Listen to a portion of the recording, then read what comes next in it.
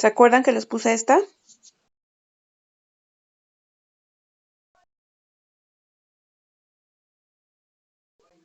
¿Sí recuerdan?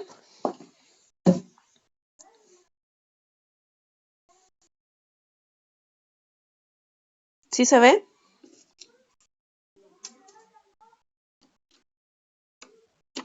¿Sí recuerdan que se las puse?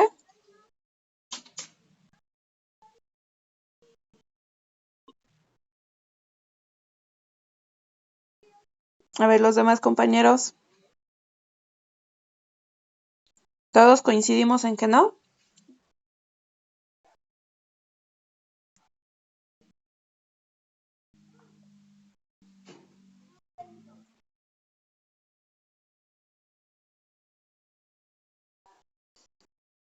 Ok, bueno.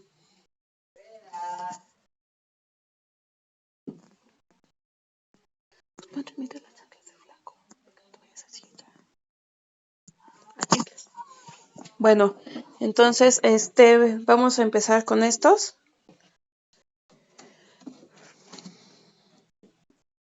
Yo recuerdo que sí ya los habíamos visto, pero como tengo otros grupos igual y casi llevo el mismo tema, quizá yo me esté confundiendo, ¿de acuerdo?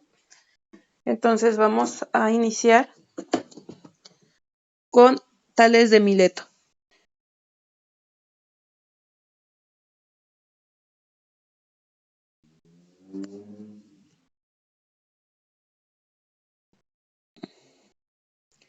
Por lo general, los filósofos griegos han considerado que la filosofía nació con Tales de Mileto aproximadamente en el siglo VII antes de Cristo.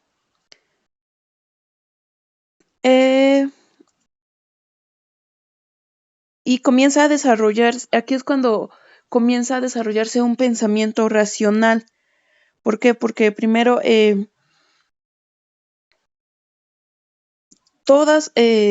hombre siempre se preguntó el porqué de las cosas y trató de darle una respuesta o un pensamiento basado siempre, ya sea en la religión, en mitos, en cuestiones extranormales, ¿ok? Entonces es aquí cuando ya cambia el enfoque y tratan de dar una respuesta al porqué del origen de las cosas basado en la razón. Se empiezan a apartar, aún no lo hacen definitivamente, se empiezan a apartar un poquito de lo que es de el mito y las explicaciones mágico-religiosas para pasar a la razón, al logos.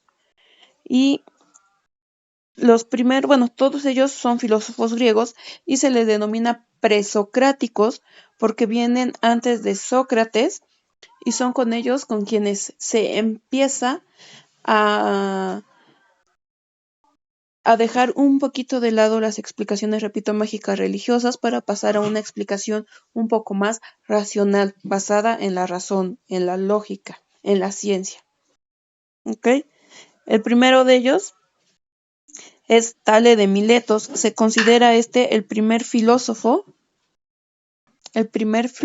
griego.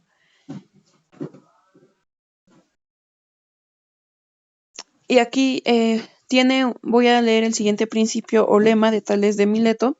La felicidad del cuerpo se funda en la salud, la del pensamiento en el saber. ¿A qué se refiere Bueno, fue el primero en decir que la tierra flotaba sobre el agua y por ello lo consideró el origen de todas las cosas. Él decía que el origen de todas las cosas era el agua, que el agua nos rodeaba, e incluso para tratar de explicar por qué temblaba, decía porque el agua se movía, no era fija, era estática, y como la tierra estaba envuelta en agua, cuando ésta se movía es cuando tambaleaba la tierra. ¿Sí me escuchan hasta ahí?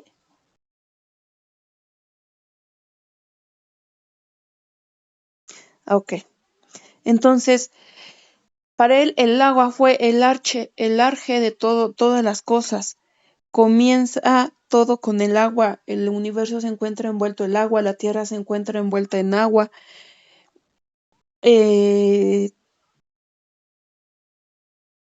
Entonces, para él, el arje de todo lo fue el agua. Después tenemos a Anaximandro. Dice, lo ilimitado no tiene principio, pues en tal caso sería limitado. Para él, el arje de todas las cosas fue lo indefinido, lo ilimitado, todo lo que no tenía límite.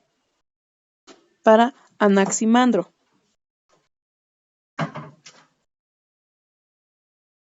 Él consideraba, repito, el arje como lo apeirón, que es lo indefinido, lo ilimitado, lo indeterminado. Entonces, el principio de todas las cosas sería una materia indeterminada de la que emanan todos los elementos con sus rasgos particulares. Después tenemos a Anaxímenes, 570 al 500 a.C., con el siguiente lema: como el alma, que es aire, nos conserva en la vida, el aliento y el aire envuelven y mantienen al mundo, del 570 al 500 a.C. Para él, el arje de todas las cosas lo fue el aire. El universo se creó por aire, la tierra se creó por aire, nosotros nos movemos con aire, por aire, las cosas son aire. Pues como el alma, que es aire, que nos conserva en la vida, el aliento y el aire envuelven y mantienen el mundo. Este es el tercer filósofo presocrático, y para él el origen de todo el universo y de todas las cosas, de toda nuestra existencia, lo es el aire. Pitágoras de Samo: preciso es encontrar lo infinitamente grande en lo infinitamente pequeño, para sentir la presencia de Dios. Este filósofo y matemático, independientemente de las aportaciones que hace la rama de matemáticas con su teorema de Pitágoras, no sé si hayan escuchado, A cuadrada más B cuadrada es igual a C cuadrada, cateto opuesto, cateto adyacente, hipotenusa. ¿Cuál fue la filosofía de Pitágoras? Las creencias que mantenía Pitágoras eran: 1. Que en su nivel más profundo la realidad era matemática en la naturaleza. Para él, la matemática era la naturaleza misma. Todo lo que se encontraba, todo lo real, todo lo tangible era matemática. 2. Que la filosofía podía ser usada como purificación espiritual. 3. Que el alma podía alcanzar la unión con la divinidad. 4. Que todos los símbolos tenían un significado místico.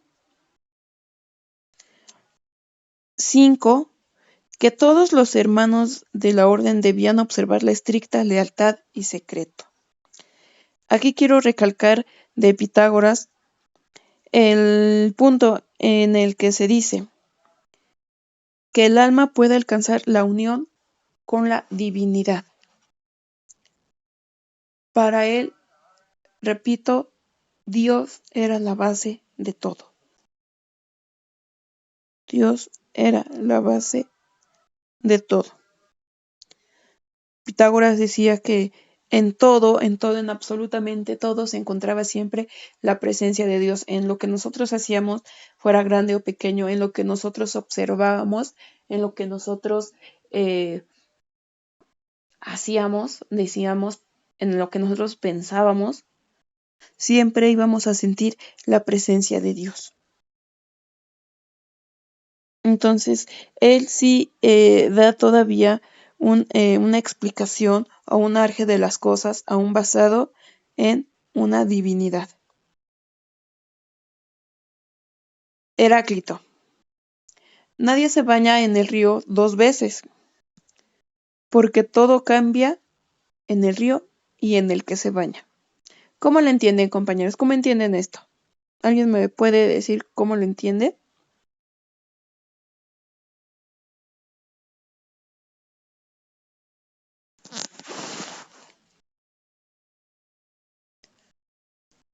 ¿Sí me escuchan? ¿Cómo lo entiende, compañero? ¿Cómo entiende este principio?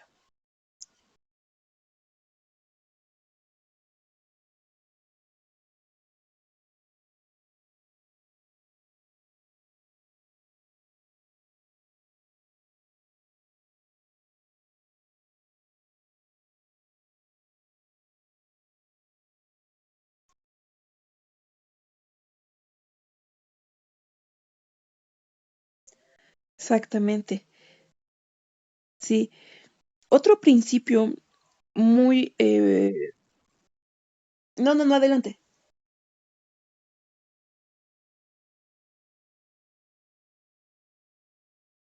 De hecho, todo cambia. De hecho, a eso se refiere. Ni siquiera las mismas condiciones, o sea, todo cambia. Heráclito de Efeso tenía también como lema principal el siguiente: todo fluye, somos y no somos. Entonces, este filósofo presocrático afirmaba que el fundamento de todo está en el constante e incesante cambio. Entonces, todos los entes devienen y las cosas, dice, se transforman. Siempre están en un continuo proceso desde nacimiento hasta destrucción. Y esto lo dice hablando de objetos, de animales, de seres humanos. Todo fluye, somos y no somos. Era también uno de los lemas básicos de Heráclito de Efeso, también conocido como Heráclito el Oscuro. Este pensador griego creía que el mundo experimentaba un proceso de continuo nacimiento y destrucción del que nadie escapa. Dentro del cambio incesante de las cosas, que decía Heráclito, la base de todos, Heráclito postula que existe una unidad o principio eterno encarnado por el fuego. Pero esta es una metáfora a la que hace referencia o se refiere al movimiento y al cambio constante. Cuando dice el principio encarnado por el fuego, está relacionando al movimiento y al cambio constante en el que se encuentra el ser humano, el mundo y todas las cosas. Entonces, desde que hablamos, nadie se baña en el río dos veces porque todo cambia en el río y en el que se baña. Primero, la filosofía de Heráclito era que el cambio, la transformación, ese continuo proceso desde nacimiento hasta destrucción eh, que sucede en todos los objetos, en todas las cosas, en todo el universo, en nosotros como seres humanos, era la base de todo. Para él, el origen de todo, así como para eh, Tales de Mileto, el origen de todo lo fue el agua, como para Anaximandro fue lo ilimitado, la materia indeterminada, como para Anaxímenes lo fue el aire, como para Pitágoras es Dios, como para Heráclito lo es el cambio. El cambio es el origen, el arje de todas las cosas que nos rodea, hablando, incluyéndonos, perdón, a nosotros como humanos. Nadie se baña en el mismo río dos veces, porque todo cambia en el río y en el que se baña. Ejemplo, nos vamos a bañar a un río, podría ser el mismo río, pero no la misma agua, porque el agua es corriente, el agua fluye, el agua está corriendo, está cambiando, no es la misma agua. Nosotros también podemos cambiar, no nos podemos quizá bañar con el mismo ánimo con el que lo hicimos la primera vez a una segunda vez. Incluso hasta nosotros no va a ser el mismo ánimo, las mismas ganas, pueden ser más antes, pueden ser más después. El ánimo puede ser más fuerte la primera vez o la segunda o viceversa. Entonces a eso se refiere. Todo es un constante cambio, un proceso de transformación desde que nacemos, hablando de seres humanos, a lo largo de nuestra vida y hasta el momento en el que fallecemos. Entonces, todo este constante cambio para él es el origen y la base de todo. ¿Sí se va entendiendo hasta ahí, compañeros? ¿Algún comentario? Ok. Parménides.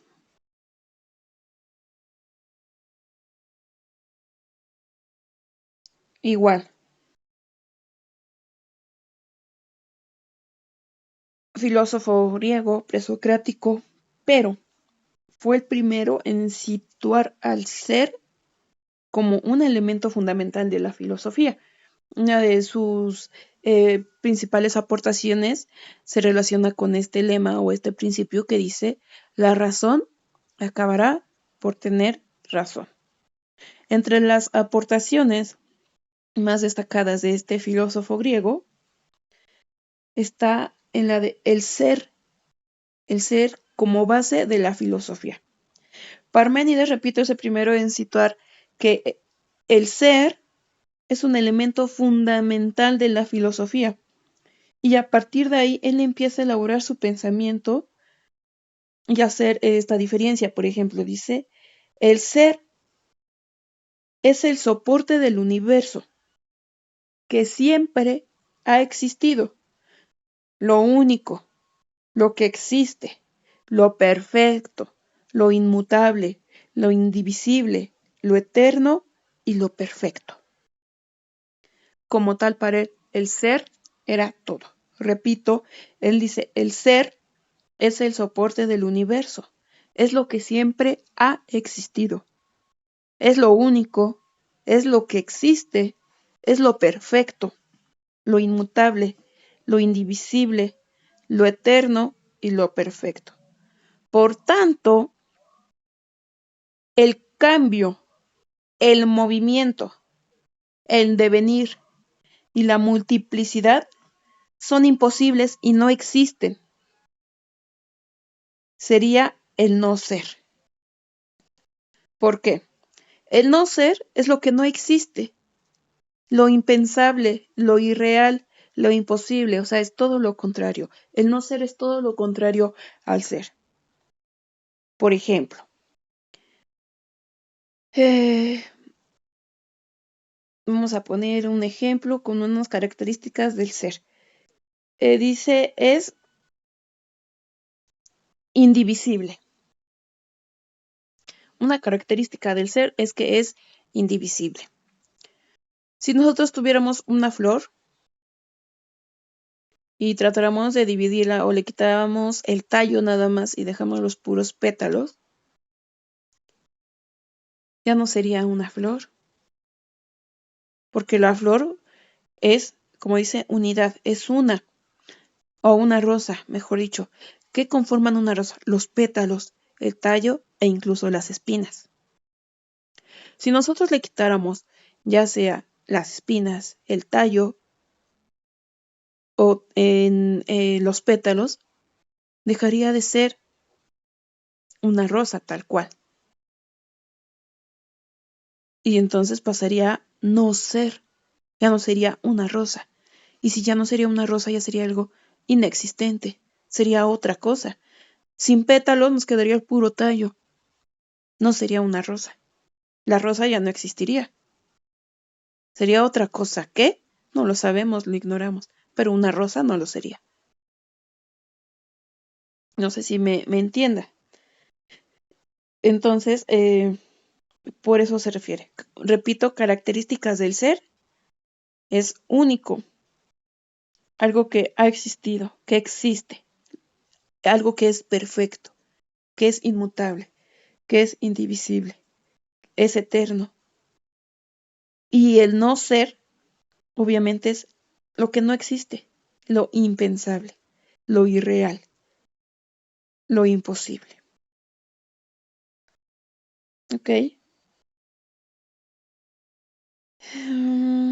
¿Qué más acerca de este? Parmenides afirmaba que el soporte y la base del universo era el ser, lo único verdadero que mantenía que mantiene, que siempre ha existido, y la unidad. Dice, fuera del ser no hay nada y el cambio es imposible. También dice algo que es inmutable, o sea que no cambia. Nosotros, hablando de nosotros, voy a poner otro ejemplo a lo que relaciona. Hablando de los seres humanos o de mí en específico, como ejemplo, soy una unidad, sí, completa, sí, con todos mis sistemas, mis órganos, mis funciones, mis sentidos, todo. Una unidad. ¿Existo? Sí, estoy aquí impartiendo clase, estoy existiendo. ¿Soy única? Claro, mi nombre es Marilu Carcaño Montiel. Tengo nombre propio, características propias, fisonomía determinada, sentimientos también, forma de ser, principios o valores, muchos, pocos, los tengo, soy yo. Em, si yo cambio, sean cuestiones externas, hablemos de físico, que no sé, me opero y me modifico la nariz tal vez, o en lo interno, tratará de cambiar la esencia, dejaría de ser yo, dejaría de ser esa Marilu que venía haciendo hasta que decidí hacer un cambio en mi persona, hablando un cambio interno o un cambio externo. Y dejaría de ser yo, ya sería alguien más, pero no la persona que venía siendo. Entonces dejaría de ser yo. Y si dejo de ser yo, entonces esa Marilu que existía hace tiempo ya no existe. ¿Por qué? Porque ya cambió. Y dejaría yo de ser y ya no existiría. Simple y sencillamente también si las cosas cambian, dejan de ser.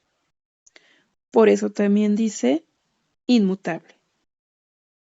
Y también dice, por tanto, el cambio, el movimiento, el devenir y la multiplicidad son imposibles y no existen. En todo caso, estaríamos hablando de un no ser.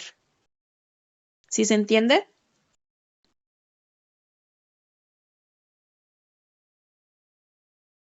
Entonces, también Parménides afirma que todo está formado de materia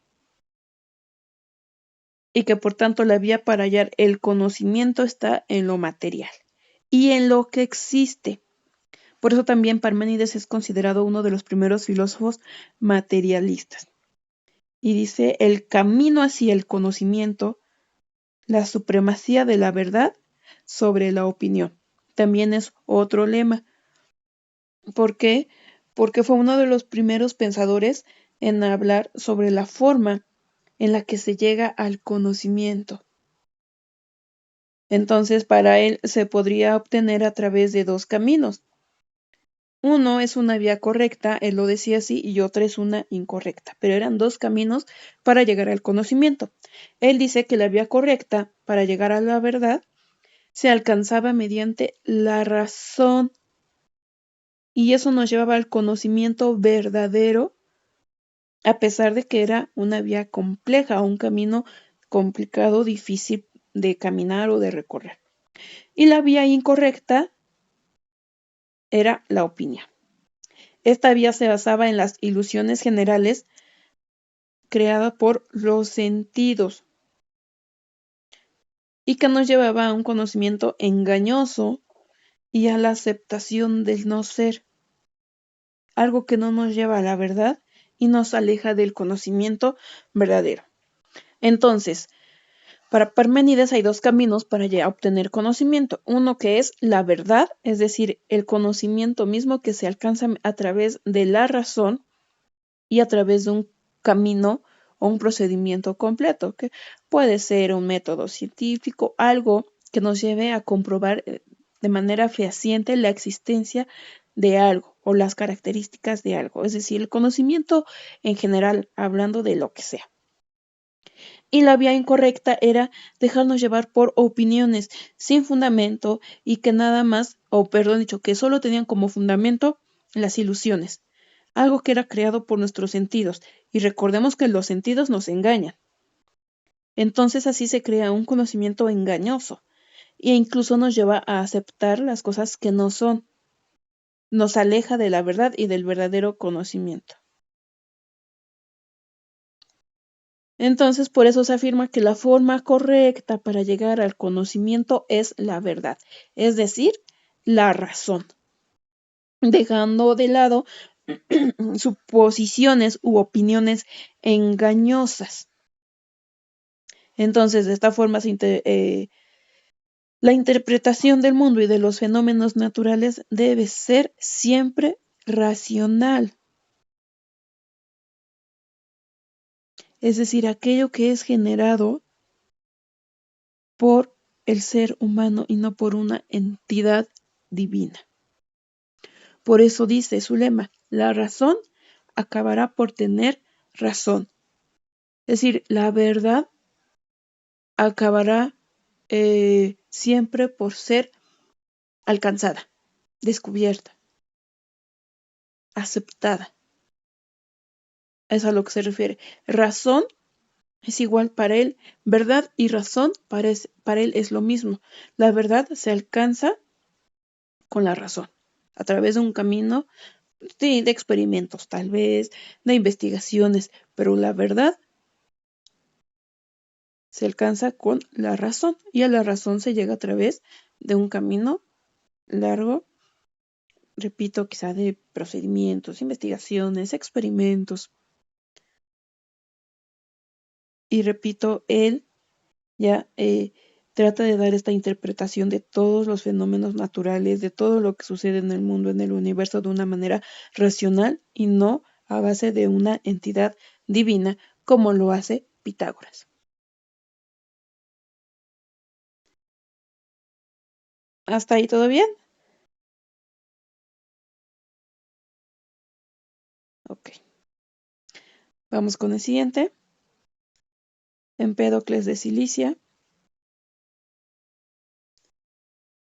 482 antes de Cristo al 424 antes de Cristo.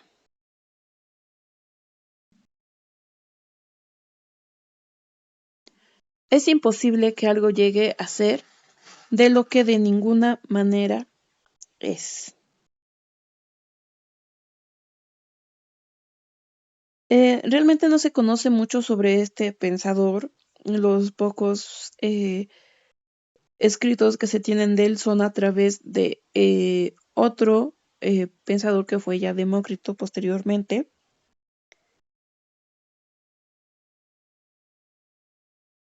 La filosofía de Empédocles,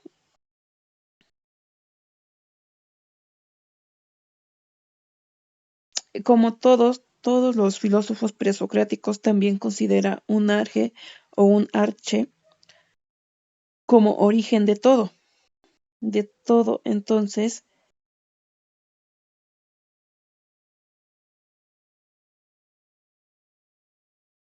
mm, para él ya hay una pluralidad de elementos, no solo era uno. Para él ya existían 4 principios o elementos constitutivos de todas las cosas. No era nada más el agua, no era nada más el aire, no era nada más el fuego o la tierra. Para él eran 4 elementos base de todo lo existente en el universo. ¿Cuáles eran esos 4 elementos? Agua, aire, tierra y fuego. Para él, estos 4 principios eran la base constitutiva de todas las cosas en lo absoluto. Entonces, estas eran las que transformaban todo o las que convertían todas las cosas. Se combinaban, ya sea que se combinaran en distintas proporciones, en distintas formas, bases, para formar todas las cosas con las características con las cuales conocemos. Y lo mismo decía que éstas eran inmutables y eternas. Según este filósofo presocrático, lo que provoca el cambio continuo y perpetuo en las cosas también son dos fuerzas cósmicas. Uno, el amor, otro, el odio. Decía que el amor tiende a unir estos cuatro elementos como atracción de lo diferente. El amor podía unir la tierra, el fuego, el agua y el aire, como atracción de lo diferente, porque todos son diferentes. En cambio, el odio actúa como separador de lo semejante. Puede ser lo mismo agua con agua, pero el odio puede actuar como un separador de estos cuatro elementos, así sean semejantes. Entonces dice, cuando predomina en absoluto el amor, se genera una pura y perfecta esfera infinita. El odio, si hay odio, entonces comienza a deshacer toda esa armonía hasta terminar por separar completamente todo, volviéndolo un caos. Y si hay amor, nuevamente puede intervenir para volver a unir todo lo que ha separado el odio. Así las dos fuerzas, en sus cíclicas contiendas, se podría decir, dan vida a las diversas manifestaciones del cosmos. Él lo relaciona así. Dice entonces, las cuatro raíces, tierra, fuego, aire y agua, y las dos fuerzas, amor y odio, es todo lo que mueve al universo. Es todo lo que mueve al universo, incluso al hombre. Porque el hombre, dice, también está formado por estos cuatro elementos y por estas dos fuerzas. Así quedó un poquito claro, no los confundí.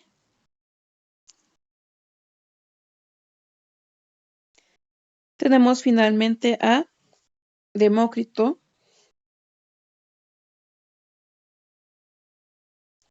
es el último filósofo griego presocrático.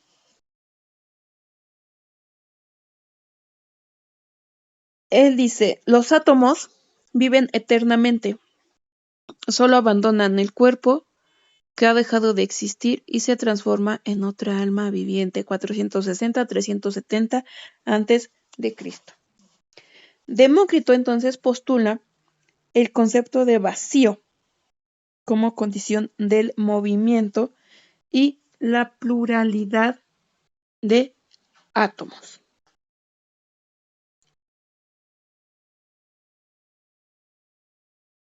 Para él, todo estaba compuesto o constituido por unas partículas minúsculas, únicas e indivisibles, llamadas átomos. Y para él el átomo era la base de todo. Podrían cambiar quizá de forma,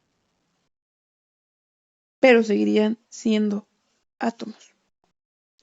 Podría cambiar, por ejemplo, de ser leña a ser ceniza, pero seguiría siendo átomos. Por eso dice, todos los átomos viven eternamente, solo abandonan el cuerpo que ha dejado de existir y se transforman en otra alma viviente. Entonces, para él existen dos principios en las cosas. Uno, átomo. Dos, el vacío. Los átomos para él, repito, partículas indivisibles de la materia que son inmutables, son eternas y que se hallan en constante movimiento. Y estas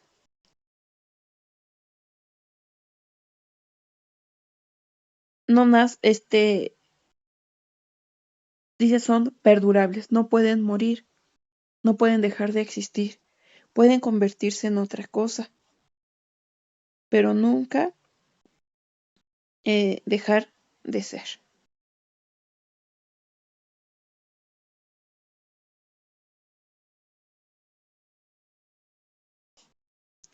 ¿Ok? Entonces vemos cómo cada filósofo tiene su propia idea, su propia aportación a la filosofía.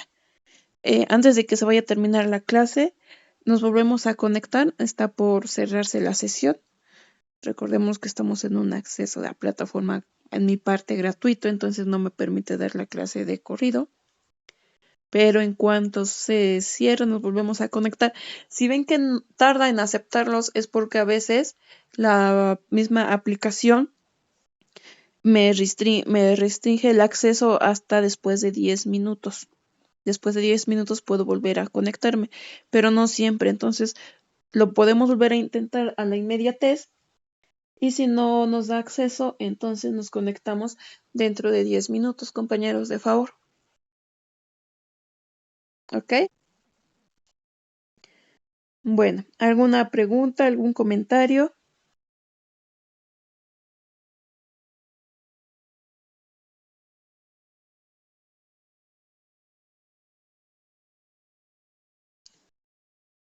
Ujú. Ok. Bueno, ya este Demócrito, junto con Leucipo, que fue otro, digamos, fue su mentor, fueron los que crearon el primer modelo atómico y la teoría atómica del universo. Esos son los aportes que hizo Demócrito también, independientemente de la filosofía, a la ciencia, el primer modelo atómico.